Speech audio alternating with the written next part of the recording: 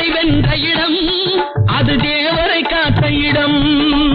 ஆவணி மாசையிலும் வரும் ஐப்பசி திங்களிலும் அன்பர் திருநாள் காணும் இடம், அன்பர் திருநாள் காணும்